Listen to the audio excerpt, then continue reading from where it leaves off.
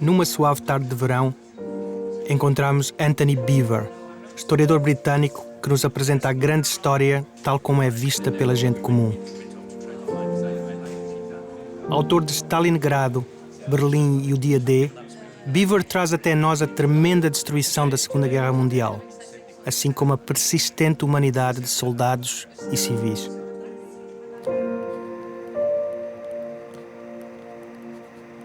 Para Beevor, a história não é uma língua morta nem um luxo. A história é um instrumento da democracia e da cidadania, uma ferramenta para o futuro, a ser descoberta e usada todos os dias.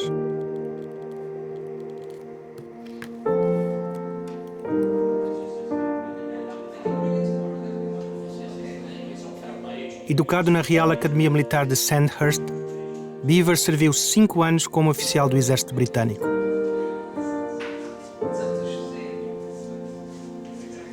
Antony Beevor é um historiador militar.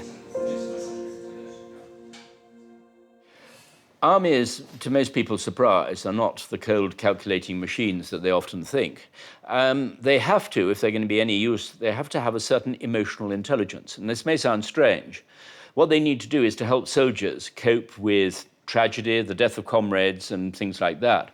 And I think it's very important to understand this. Quite often you have people, certainly in universities, coming from outside disciplines to study military history, or rather, if you like, you have sociologists and cultural historians and other who come in to try to sort of study warfare because it's quite a controversial and therefore sexy subject.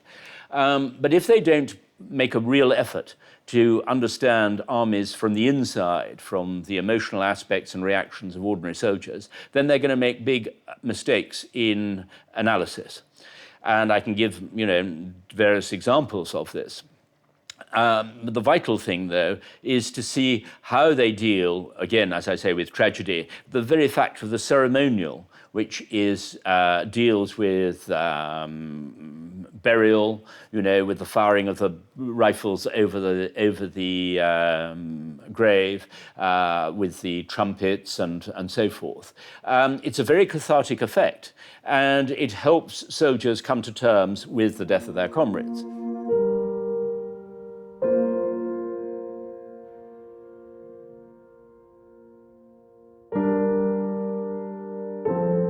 One has to understand that the origin of violence lies in fear.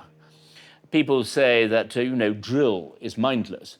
But one has to remember, of course, is that at moments of crisis, when you're liable to panic, you need to have some form of mechanism, of sort of automated mechanism within your training to be able to cope with, for example, the blockage in your rifle or the stoppage in your rifle, so that, it becomes mechanical. You don't have to think. It's something that becomes automatic. So the army has realized over the years, or different armies have realized this over the years, that certain forms of training avoid collapse at the moment of crisis. And that really is what lies behind it.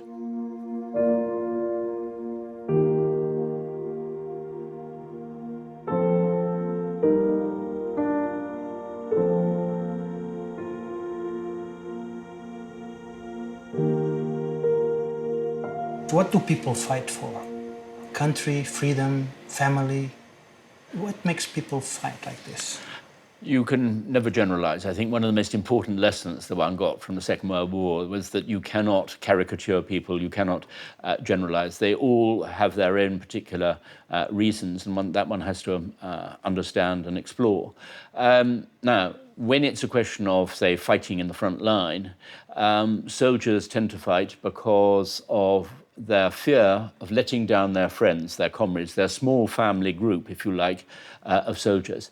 Some of them may go to war at the start, this was true of 1914, out of a feeling of nationalism or national pride or whatever it might be. But that would never be the case today. And actually, it wasn't much of the case in Britain in 1939. It was in Germany.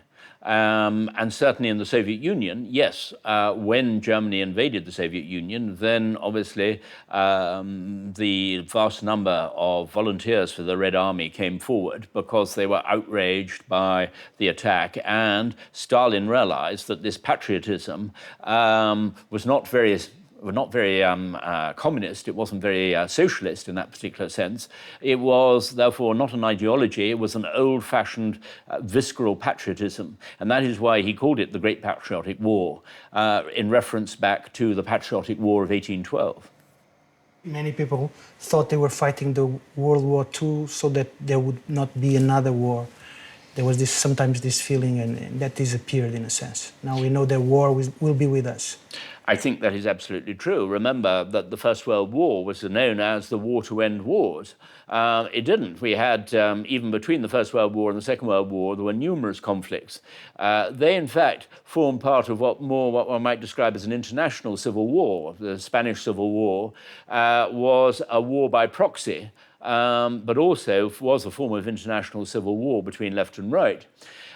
So you're not going to change, you may change the pattern of conflict, but you're not going to eliminate conflict. We can see areas in the world today where there are dangers of major conflicts, particularly the Middle East, and also perhaps even the South China Sea. What form those conflicts are going to take is very, very hard to predict. And what we know from previous post-war conflicts is that every time you think that you know what the next conflict is going to be like, you're going to get it wrong.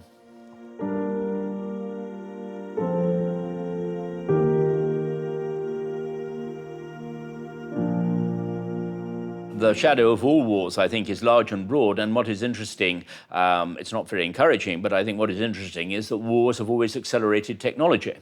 Now, sometimes those technologies have had peaceful applications, but whether it's the invention of the jet in the Second World War, the invention of the rocket towards space science and satellites.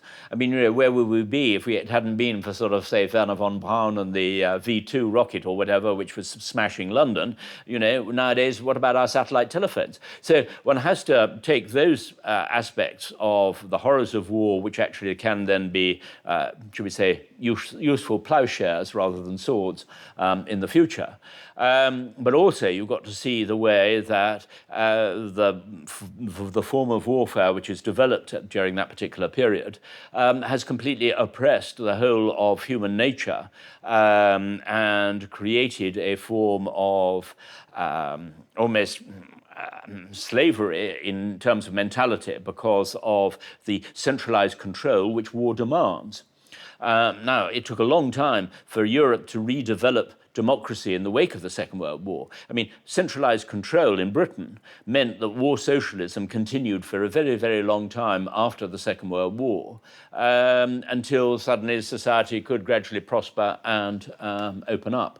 But you're absolutely right to show and underline that contrast between, if you like, the impoverishment of the Soviet Union, which was largely due, of course, to the German destruction, but also due to the inability to rebuild because it lacked the technology. And the interesting thing, it was Beria, who, although an appalling man and head of the secret police and all the rest of it, he was the one who, in fact, wanted to open up the Soviet Union and to make approaches to the West, so that Russia could benefit from Western technology and perhaps even from Western investment.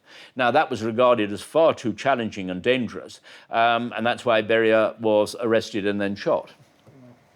So how is technology changing the human approach to fighting? How technology is changing how you spy on people and select who you kill, like this drone issue?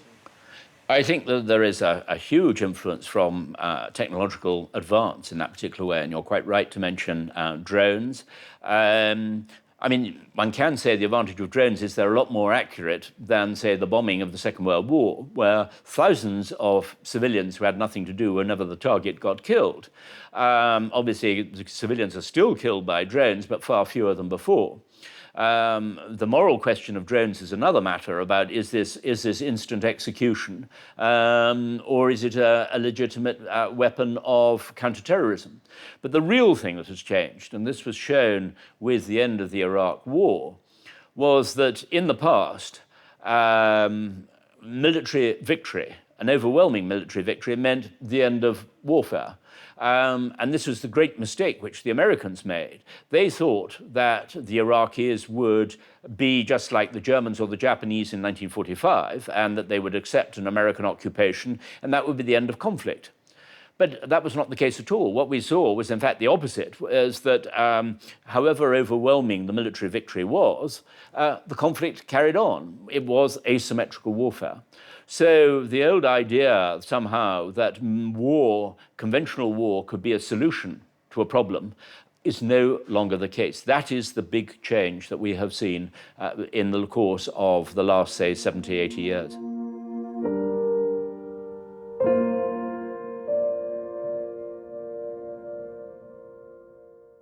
You have mixed, let's say, the history from above and the history from below. In your writing and also in terms of the conflicts you have studied, what is really driving things? Is it the great personalities or the tiredness, the strength of the common man? Well, I don't agree with the Tolstoyan version of history, you know, that it's nothing to do with leaders and basically it's everything to do with what is happening on the ground. Of course, it's a combination of the two. But one's only got to look at the Second World War to realize that the Second World War took on the horrific nature that it did because of Hitler. The settlement of Versailles in 1918, 1919, or 1919 meant probably that there was going to be some form of conflict in Europe as a result of the dispersal, the new frontiers, the way that the certain ethnic groups were trapped on the wrong side of frontiers. There was going to be forms of tension which were going to result. And there would have been some form of conflict probably. But the fact that the war took on this appalling, annihilatory characteristic that he did was almost entirely due to Hitler himself. And he wanted and was determined to have the war. The rule for the historian is that nothing is inevitable in history. But when you have the leader of a country with a very powerful and effective army, like the German army, and the leader is determined to have a war, a leader who was angry that he didn't have his war over Czechoslovakia, and he was determined to have it the next time round, then it's very hard to avoid, if you like, a sense of inevitability.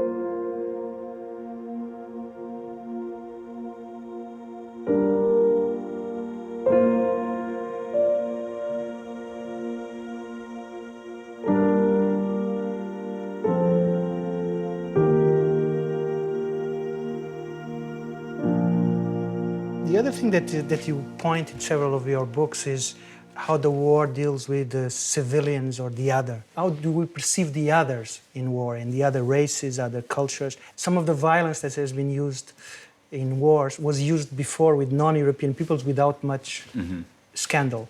Has this changed? Is this important for the conduct of war? I think that certainly in the Second World War, and partly because of the propaganda techniques of the time, there was always a dehumanization of the enemy. And that, of course, is the biggest danger, and one that we must always try and make sure never happens again, that our opponent, whoever it may be, is completely dehumanized. I mean, it got to the degree where, say, in the Japanese, in the Pacific War, the Japanese regarded the Chinese, as they said, lower than pigs. And you had American and also to a certain degree British soldiers who regarded the Japanese as almost inhuman, partly because of, say, their cruelty, but also it was, in a way, made it easier to kill them. And you had American Marines who would cut off the heads of Japanese and boil them down and then send the skulls back as souvenirs. So that was, as I say, this sort of terrifying element of dehumanization, which we saw particularly then. It had existed in wars before. But one hopes that it will never be the case again. But it certainly has been since the Second World War, when you see, say, the massacres of Rwanda or places like that.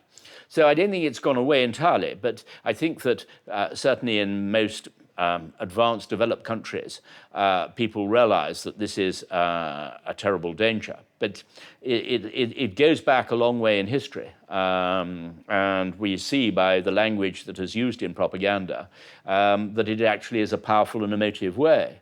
What I think is very striking was that Goebbels recognized with his diabolic genius that to hate was not enough. You had to combine hatred with fear.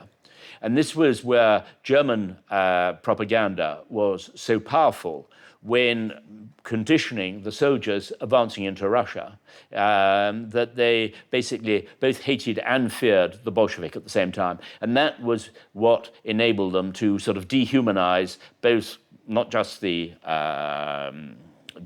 soldiers they were fighting, but also the civilians, and of course, specifically the Jews and the commissars, but I mean particularly the Jews. And so this is where people were able, who had been, normal, quite often bourgeois, upright citizens at home, then became capable of killing people without mercy, including children and young women.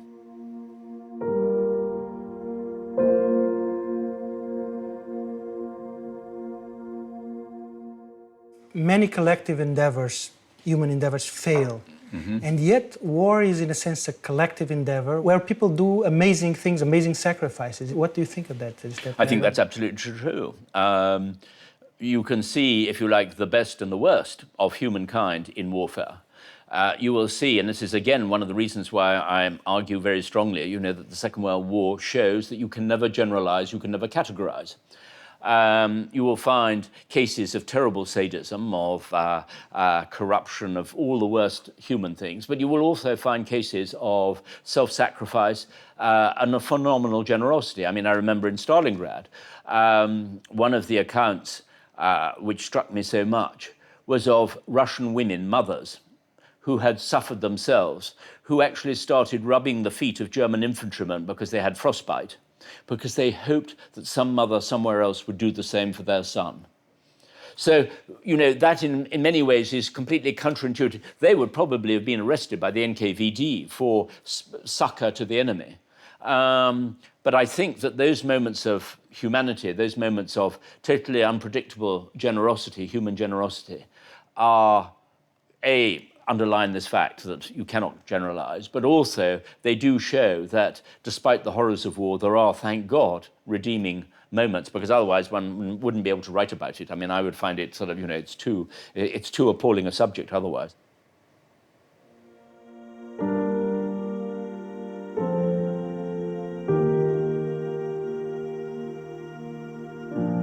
You also mentioned in several of your recent discussions on the relative role of journalists versus historians in covering war. Mm-hmm. How do you think that is going to evolve, and what are the consequences for democracy and accountability? Well, the great danger is the pressure on journalists to write what I call history on the hoof, i.e. they try to write instant history.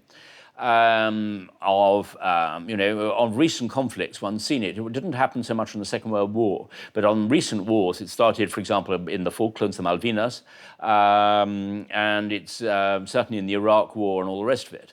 Now, this compulsion of journalists to write sort of the instant history means that also they do not want to wait for the old rules which are applied to archives, that after 30 years you were able to start to examine the documents. And by using freedom of information legislation in the United States, in Britain, and in other countries, they want to get access to letters and documents straight away. And look at the effect of WikiLeaks as well. But this has a completely counterproductive effect in another sense. It means that the leaders, whether the generals or the ministers or whatever, are that much more desperate to censor the material before it can ever get out. So we're not going to see more information in the future. We're actually going to see the reverse. We're going to see less and less. And I think that the role of the historian in the future is going to be almost impossible. We have seen in Britain, for example, ministers will not communicate each other through official channels because they're afraid that a journalist will pick up on it. And they therefore will use private email addresses rather than their official ones. And they will not put anything on paper which they think might somehow be used and turned against them in the past. You also mentioned you contrast war with economic crisis at some point, because in war it's easy to bring people together, and the crisis as we have today, it's much harder. Can historians help in that? I don't think that historians can help very much, because I think if you like, it's almost a law of nature that an economic crisis is going to be far more divisive than a war, which does actually unify a country at the beginning. It may divide it at the end, and that's why, of course, you've had so many revolutions which emerge from a war. I mean, you've only got to look at, say, the Russian Revolution, and all the revolutions in Europe in 1918, 1919, the German Revolution, the Hungarian Revolution, the Finnish Revolution, and so forth, and civil wars which emerged. So, you know, war can bring those around, but to begin with, it does unify, and that is the temptation for certain leaders when they are paranoid, when they are worried about, if you like, the unity of a country, then they are tempted to seek some form of external conflict to unify the country.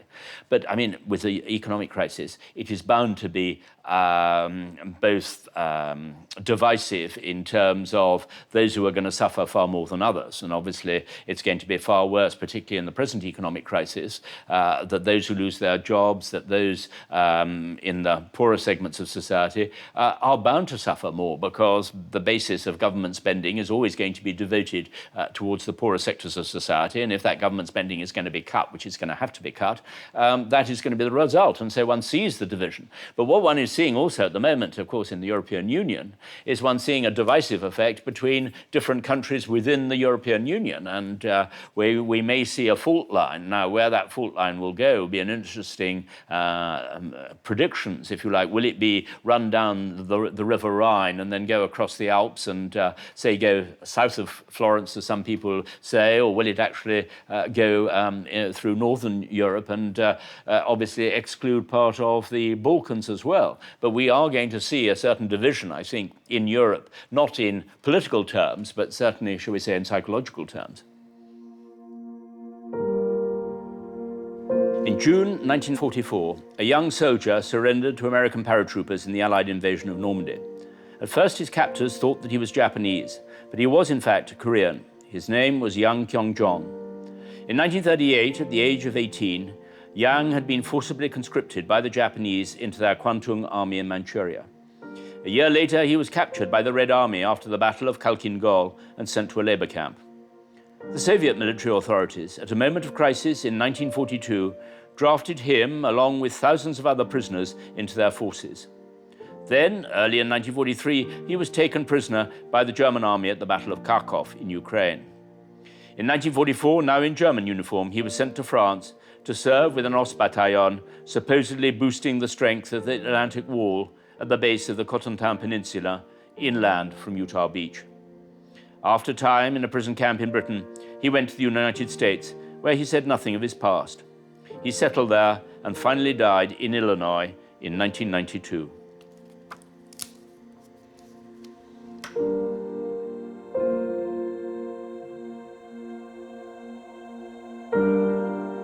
And here was somebody who had basically gone all the way around the world from his birthplace, but had been forced to fight in all of these different uniforms, not knowing basically who he was fighting for, why he was fighting, or in some cases even understanding the language. For me, this particular story was so important because it said two things at the same time. It demonstrated the lack of control of the individual over their own fate. And also it demonstrated the global aspect of the war.